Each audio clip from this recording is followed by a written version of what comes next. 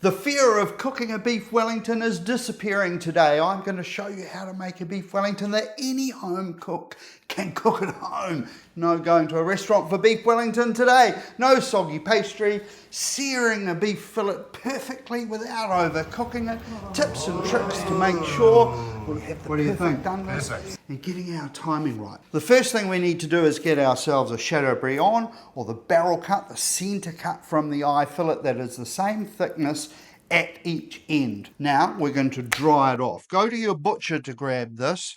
You won't find one at 50-cent supermarket, and the video up here, if you buy whole eye fillet and you want to trim it yourself, save some money, right? Because you pay a lower price if you buy a whole eye fillet per pound or per kilo than buying the center cut like this, and you'll have all the other pieces that you can use from the eye fillet for other things.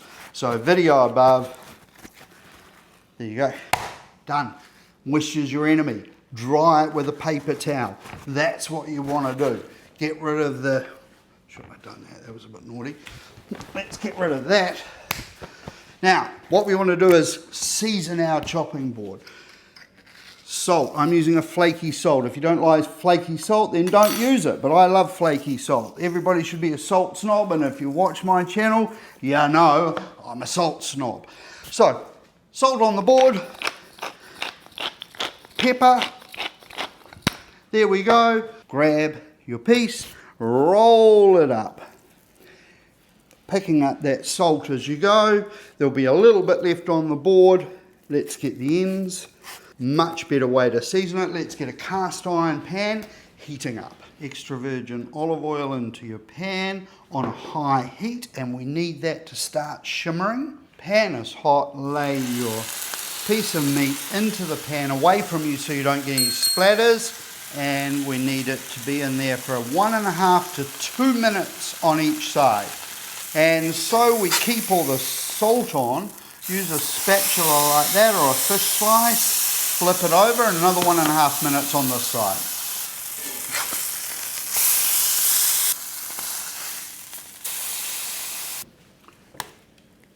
And into the fridge. The mushroom Duxelles, we need some button mushrooms and some shiitake. Recipes in the description below. You could use all the same mushroom, up to you, but if you use shiitake, take the stalk off. We need a little bit of butter, 2 tablespoons, some finely chopped shallots, a couple of garlic cloves which we'll chop up, some fresh or dried thyme. Now, we need to pulse these up. You can chop them by hand, but hey, look, this is way easy. But don't over blend them.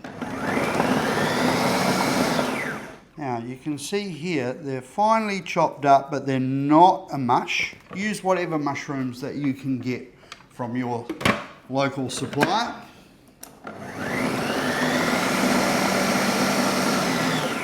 So much faster than doing it by hand, and you really do get a good enough result. And you can see there I've got this beautiful rubble, and they're a different texture to the button mushrooms. That is why I've done them separately. Pan on a medium heat. We don't want it too high because we do not want to colour the shallots. So we're going to get the butter, and then you can see it's just slowly starting to melt in there. The finely chopped shallots go in. Keeping an eye on it while I get my garlic ready. And I'm just going to chop these up. Garlic is so good for a Duxelles. So we're just sweating these down until they're translucent. After a couple of minutes, we've got no colour because we've had the heat low, the mushrooms go in.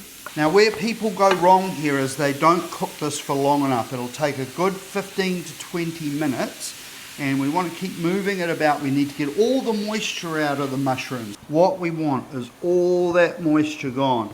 And when you think you've got it all gone, by cooking it out, go a little bit extra. We really need this mushroom mix to be really dry. But about now, I can put the thyme in here. Dried or fresh, a little bit of salt, and cracked pepper. And you could put the mushroom Duxelles into cream cheese, a little bit of salt and pepper, and you've got a dip. You could put it into an omelette. You could put it into a risotto. You could stuff some bell peppers and top it with cheese and roast them in the oven. So many different ways, or just on crostini. Absolutely delicious.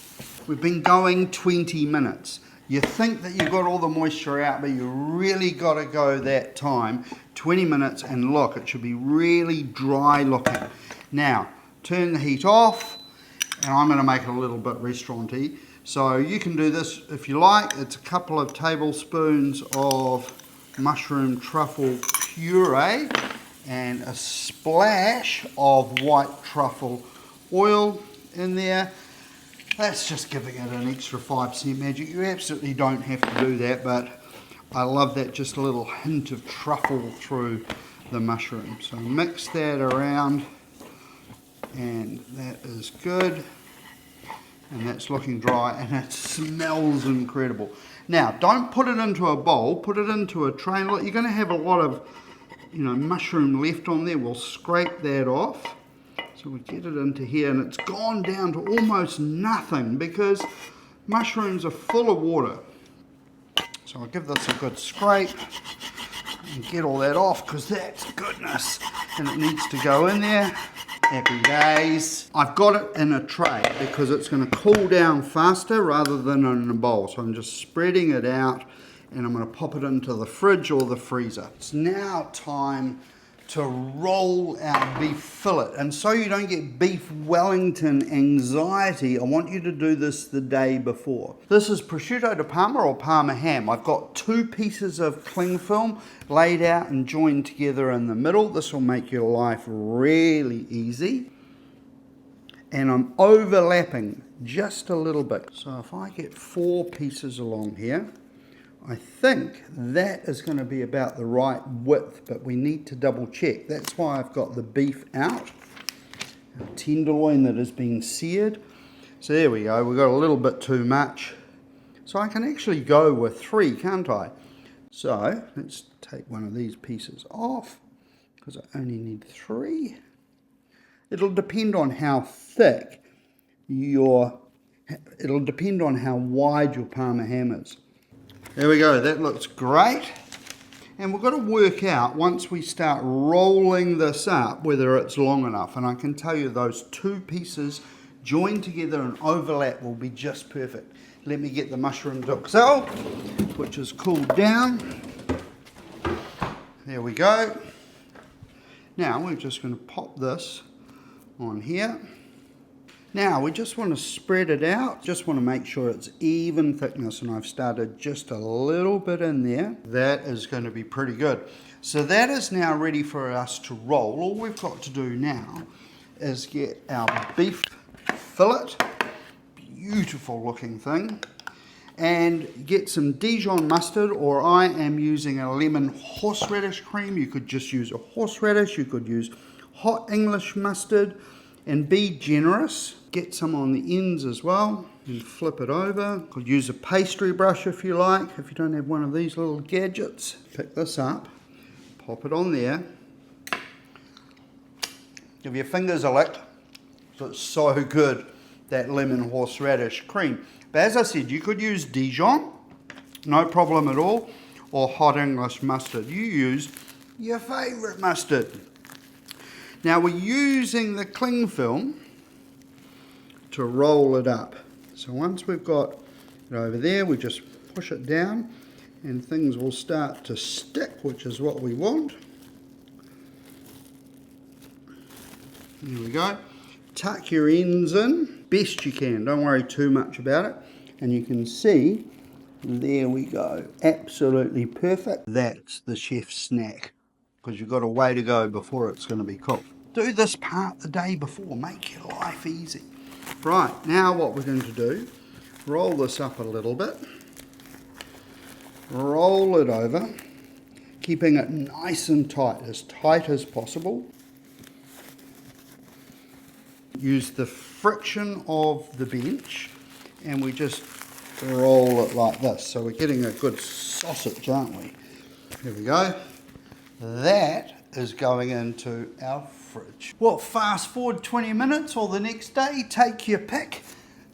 We're ready to put some pastry on our little baby here. So I've got 2 pieces. Puff pastry made with butter. Going to taste way better made with butter. I've got a piece of butcher's paper or grease proof, which I'm going to sit our beef Wellington on when we cook. I'm going to cook it on a cake rack. So I've got a cake rack ready, and I've got a tray that's going to go into the oven, which is 200 degrees Celsius. Fahrenheit's down below, you can check that out. I want to preheat that in the oven. All right, so I'll do that shortly. I've got an egg wash. So pastry brush is required for the egg wash. And what we're going to do is we're going to egg wash the pastry and go for a bigger piece than what you think. You can trim it up, that's okay. And this is going to help everything stick. There we go, nice. Pair of scissors. Pop this guy down. Now what we're going to do is we're going to roll it up.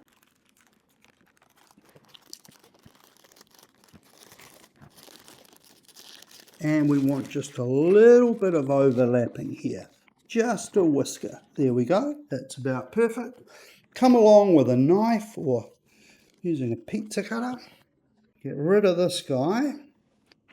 Now you could use that. You might have a couple of sausages. You could roll them up and bake them up, but I don't have any sausages. Okay. There we go. And if the pastry is a little bit sticky, once you just tuck it in there, so we seal it up, use a little bit of flour on your fingers. Looks good. Now we'll just trim that off a wee bit there. We don't want lots of pastry on the end because the chances are that it won't fully cook. Now, a little bit of flour on our hands. We'll come along here and we'll lift it up. It's going to get a little bit sticky from that pastry. Make sure that it's sealed on the bottom. Come along and put it on your butcher's paper. There we go. Now we can just have a little look. Make sure we've got no holes. There we go. Tidy our end up. Same thing, looks good there. Right. Now, generously with our egg wash. This is just an egg that we've whisked up with a fork. Now for the hard bit, using this guy. This is a lattice roller. Don't buy a plastic one. Buy a good, sturdy, heavy one.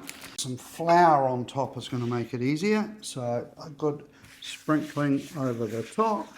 And that way it's not going to stick to the bench. A little dusting. Now, don't start right at the edge. Move in a little bit. And then it's a firm pressure down. If you've got a large wooden board you could do this on, it would probably be even easier, but I'm doing it on my Korean bench, which I love, by the way. Never gets cold in the winter. Just firm pressure. Now what we need to do is trim it on each side, and then that will make it way easier to lift up and lay over the first layer of pastry, which has the egg wash on there, so it's going to stick. Now we can trim the edges, all that overlap. Make sure you've got floury fingers when you do all this. It'll make it way easier to get the bottom part of that pastry sticking to the first layer. Now we could just use the pastry brush and really get in, but we'll get egg wash pooling in here. So if we want to be a little bit fussy, instead of using the big thick pastry brush, we could use a thin one. And it's just a case of start painting it. And I'll see you in about 5 minutes. So I've got it all egg washed and I don't have big pools, which is great. And I'm just using a knife to tuck any little bits in under there, so it's sticking on there. And I need to get the tray in the oven. So the oven's at 200 degrees C in the oven, because I want that to have some heat, right? I want that to be heated up. So I can carry on just tucking these bits under. This is where the wire rack is really good. You can get under, and then when we take it out cooked, it's going to look spectacular. Okay, how are we going to know when it's cooked? That's the big thing, because it depends how cold your piece of beef tenderloin is in there, or how warm it is. Depends how long it's been sitting out. So every one is going to take a different amount of time. So I'm going to use a meter thermometer, and I want mine pretty rare, but you might want yours medium. So I'm going to put in the description below all the different temperatures that you're going to target. So I'm going to put this guy in here, and I'm going to set it to cook it to an internal temperature of 38 degrees C. Because it's encased in the pastry, when it comes out, it's going to increase in temperature by a good 8 degrees, maybe even 10 degrees. When it comes out and it's resting on the bench, and that's called carryover cooking, and that's when the juices are going to redistribute into the meat, and when we slice it, the juices will stay in the meat. So I'm going to pop this guy in here, right in the middle of our piece of meat,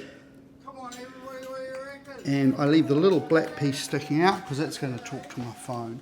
Let's have a look at how you set up a meter. It's cheating really. If you don't have one of these, you can use an instant read thermometer. So this is an instant read thermometer, and it'll tell you the internal temperature. So every now and again we can take it out, have a look. It'll take about 40 minutes to cook. We want it to be golden brown on the outside, and we're looking for 38 degrees C for how I like it cooked. But if you like it medium or well done, whatever, check out the temperatures below in the description. But I've got a meter, so I'm going to cheat. I've put the temperature probe in there. There's multiple sensors. It's in the middle of the steak. I'm choosing custom cook on the meter app. I'm going to select 38 degrees C, which you can as well if you like the degree of cooking I've done.